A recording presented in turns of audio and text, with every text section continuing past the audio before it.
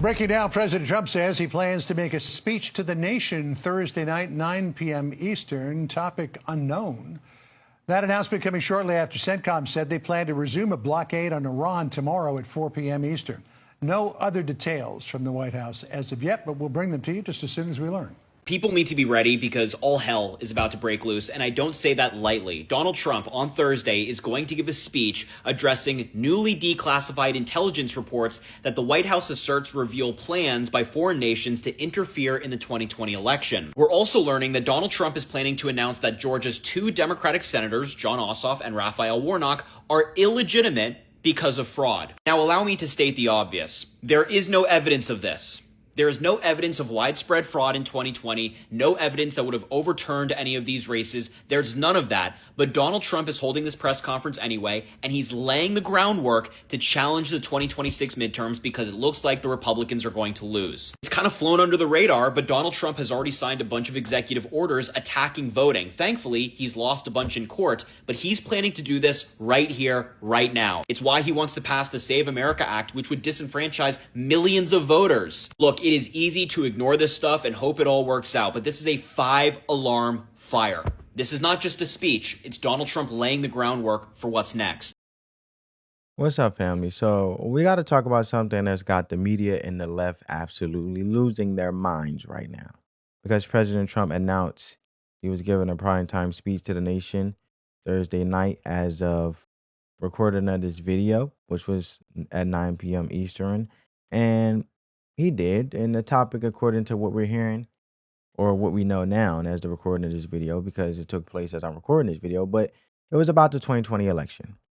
And now, before the president even has said one word, before a single document has been unsealed, before any evidence has been presented to the American people, the liberal media is already in full-blown panic mode, telling you there's no evidence, there's nothing to see here. This is all just Trump trying to rig the next election. And I gotta say, family, watching this unfold is like watching somebody cover their ears and scream before the song even starts playing. So let's break this down, look at what's actually happening, and then I'll give you my perspective on what this really means. So here's what we know. President Trump did say the speech is going to address what he's calling really big news about election integrity. And there's reports coming out that involves newly declassified intelligence about foreign interference in the 2020 election.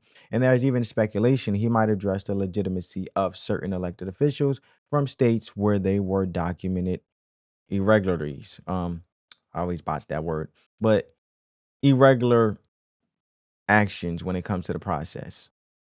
Irregularities. There we go. Now, I don't know exactly what he's going to say. I still have to watch, the whole speech. I did see parts of it, but I'm not in the room and I don't have a copy of the speech. None of us do. But here's what I find interesting. The media and the left are already running around saying there's no evidence. The election was stolen. They're saying it preemptively. They're saying it before the president has presented anything. Think about that for a second. If someone told you they have evidence of something, you ran around yelling, "There's no evidence," before they even showed you what they had, wouldn't that tell you something about your mindset? Like, seriously, wouldn't that tell you something about your mindset? It tells you that no matter what proof comes out, no matter what documents get declassified, no matter what receipts get dropped, the response is already predetermined. They already decided that nothing could possibly change their minds, and that's not skepticism, family. That's denial. Primetime presidential speeches typically are rare, and until last hour, we didn't know much about what the president has in store for Thursday night, but he gave us a preview. It's really big news. It's really, really big news. And our country has to shape up. But that's what we're going to be talking about Thursday is it doesn't get bigger, because without free and fair elections, you don't have a country. We'll be discussing other things too, but it's going to be a very big announcement. Yeah. We're joined now by Jonathan Swan. He's a White House reporter for the New York Times, also the co-author of the bestseller Regime Change: Inside the Imperial Presidency of Donald Trump. Jonathan, great to see you. Thanks so much for joining us. What are you hearing about why the president wants to dedicate a primetime speech to this issue of election security? Well, I should say I haven't seen a draft of the speech, and I make a practice of not trying to forecast Donald Trump's speeches. But he has been obsessed with relitigating the 2020 election, and he's been pushing his team to try to come up with evidence that the 2020 election was stolen. This was a big part of Tulsi Gabbard's efforts when she was Director of National Intelligence. Bill Pulte, who's currently there, is involved, and others are as well. So, look, I haven't seen the intelligence or whatever he claims to have, but I wouldn't be surprised if you see them try to build or try to make a case that there was foreign interference in 2020 and for Trump to try to use that as for him to make the case that the election was stolen. Of course, we've seen no evidence that it was. Yeah, how much of that is related to the upcoming midterms and perhaps some concern from Trump about Democrats taking over Congress and any personal or familial risk that he will face, because there will be investigations not only of Trump, but his family and their business if Democrats win? So strangely, Maggie and I found in our reporting for the book that it's not that Donald Trump doesn't care about the midterms. Of course he does, and you see that, evidenced by the fact that his team is trying to get every advantage they can, gerrymandering and what have you. But it's more driven by his team than it is by Donald Trump. And what you find if you talk to Trump advisors is often they're frustrated that he doesn't seem to care as much as they do about what happens in the midterm elections. And they would like him to be more alarmed and more exercised. This is very retrospective when it comes to 2020. That is fascinating. So as you talk about the administration and Republicans gaining every advantage that they can, you mentioned efforts to gerrymander. He keeps pushing the Save America Act, even refusing to sign this housing bill, bipartisan housing bill that is seen as an achievement by this very divided Congress. He fired the board of the Election Assistance Commission, installed Pulte as DNI, which you mentioned. Do you see the administration planning to try to influence the way that elections are carried out in a way that is atypical of the federal government during the midterms? Yeah, of course. I mean, blatantly, it's right in front of our faces. They're trying to squeeze out every single advantage they can and to try to, remove as many pickup opportunities as they can for Democrats and make it harder to vote by mail and all the rest of it. What's interesting, though, is you talk to some of Trump advisors, they're not sure that some of these more restrictive voting efforts will actually benefit them politically. Remember, in 2024, a lot of their voters were people who don't normally vote. Right. And low propensity voters. So does making it more difficult to vote actually help Republicans? I'm not sure that's such a easily answered question. So there you have it, right? And this is where the hypocrisy really starts to show itself. For 4 years, we heard nonstop about Russia, Russia, Russia. We heard that foreign interference in our election was the greatest threat to democracy. We had investigations, hearings, special counsels, all based on the idea that a foreign power tried to influence an American election. Democrats ran with that narrative for years. They built entire careers on it. They wrote books about it and they made movies about it. And now when there's talk about declassified intelligence showing foreign interference in 2020, suddenly they don't want to hear it. Suddenly foreign interference only matters when it hurts Republicans.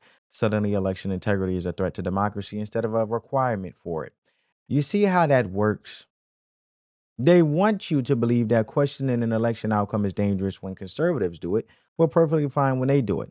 And they want you to believe that there's no evidence while simultaneously doing everything they can to make sure nobody looks for any. Every time someone asks for transparency, for audits, for proof that the system worked the way it was supposed to, they call it an attack on democracy. But here's the thing, family. If your system can't handle scrutiny, maybe the problem isn't the people asking questions. Maybe the problem is the system. Now, let's look at what the pundits are saying. You got folks like Kyle Kalinske, who is on the screen right now with his neon Reebok, sleeveless shirt, workout shirt, and his crew over there talking about how this is the end of democracy and how Trump is laying the groundwork to rig the midterms, how he's going to declare a national emergency and seize power. And they're saying this is the most important day in American history, that we are at an inflection point, that the country might not survive this speech. And I'm sitting here thinking, you guys realize you're panicking about a speech, right? A speech, not a law, not an executive order, not a military action, a speech where a president talks to the country. If a speech destroys your democracy was never that strong to begin with. And look, I understand their strategy. They need people scared. They need their base fired up. They need to paint Trump as some kind of dictator so that their voters show up to the polls. But the desperation is showing. It's showing because the blue wave they've been promising, that they've been banking on, is slipping away from them. Democrats are running far left candidates in races they should be winning easily, and they're watching those races get tighter and tighter. So I want you guys to check out what Kyle Kalinske had to say. Hey guys, got some breaking news here for you. Now, I got a full show coming later on, so definitely tune in for that. But this was a little too important. Wanted to hop on early and break it down for you guys. So the first thing that I wanted to talk about is we got some news that came out from MS Now yesterday that explains how Trump is planning to do a speech on Thursday at 9 p.m. And when I say that the contents of this speech, at least what's been reported so far, is absolutely terrifying, I mean it.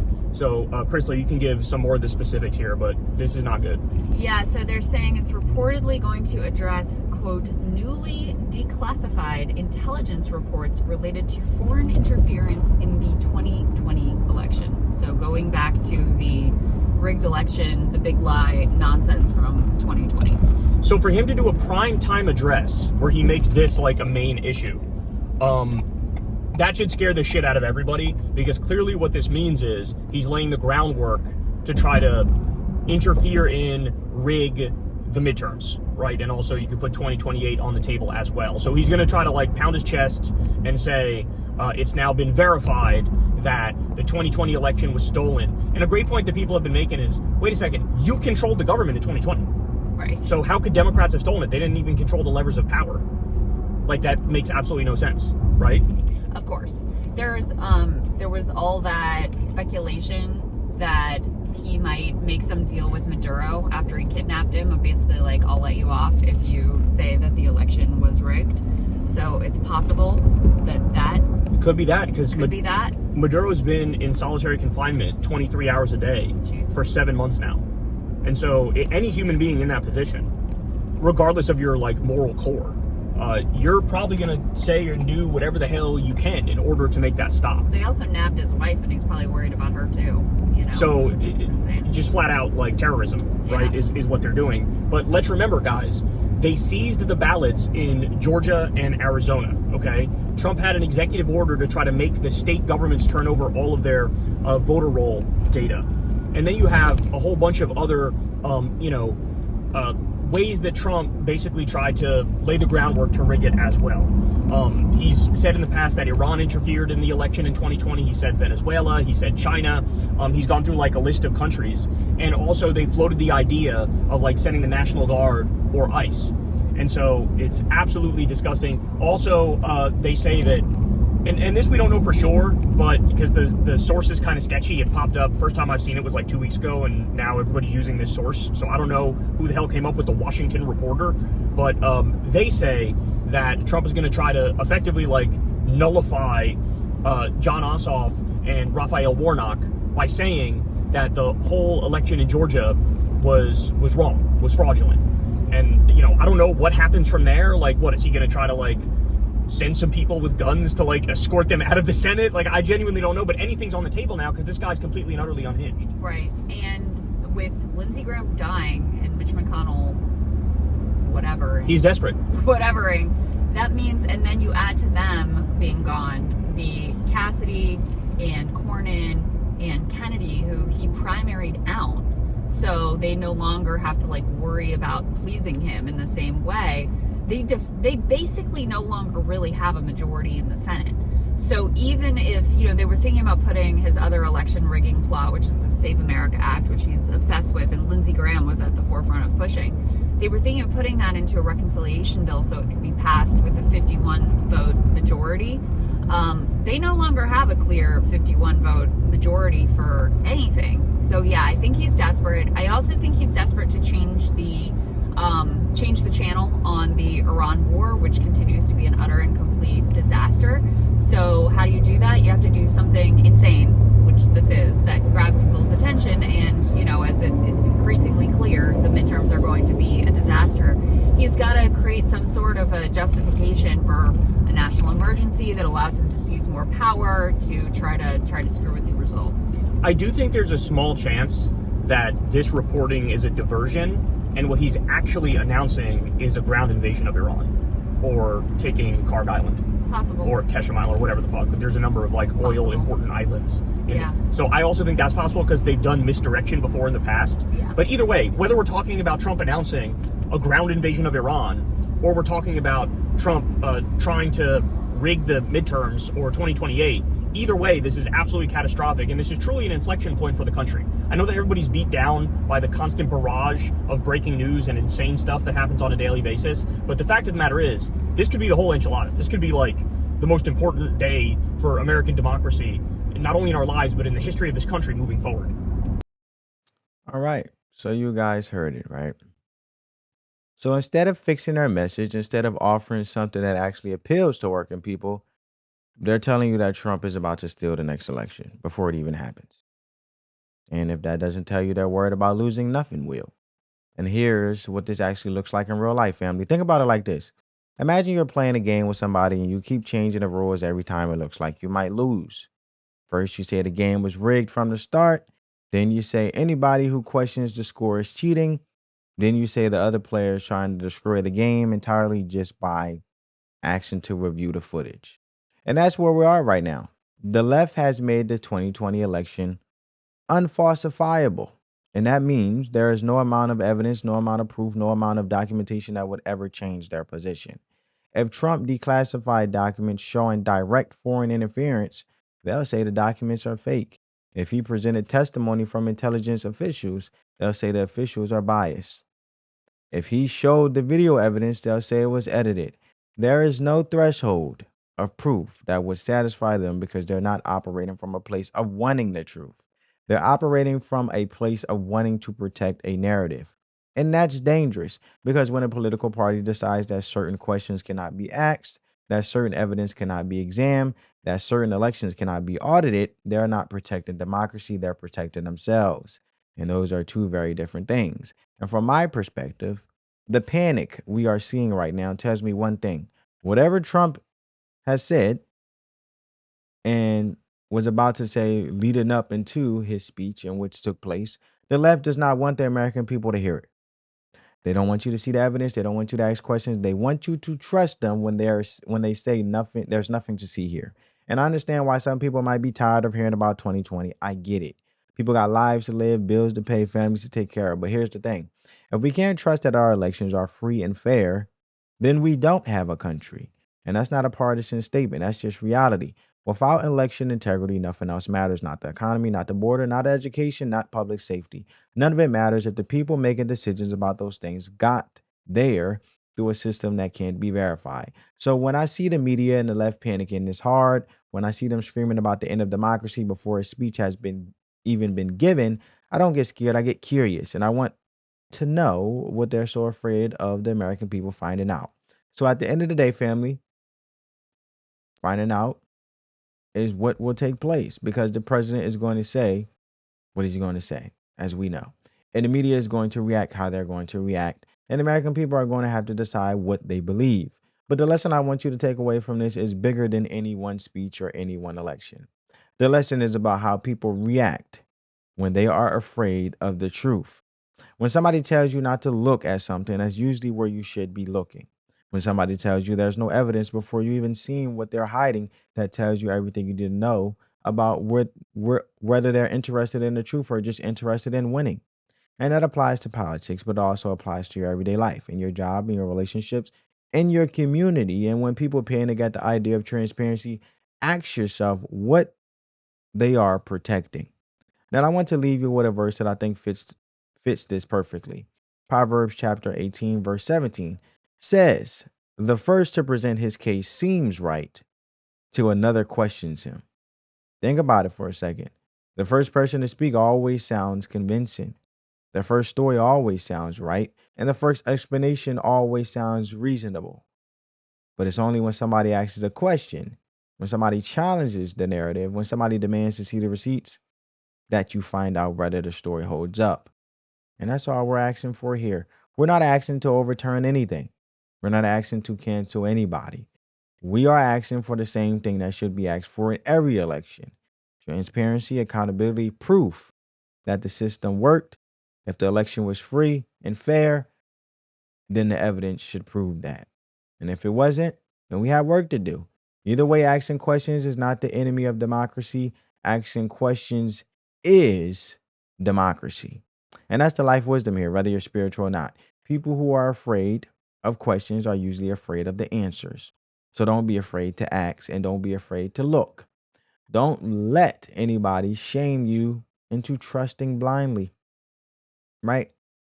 That's not faith. That's just following orders. Let me know what you think in the comments. Hit the like button, share the video with somebody who needs to hear it, subscribe to the channel, and turn on your post notifications. Spread that peace, love, and positivity, and let the love supersede the hate, family. I'll catch you in the next one. On that note, family, peace.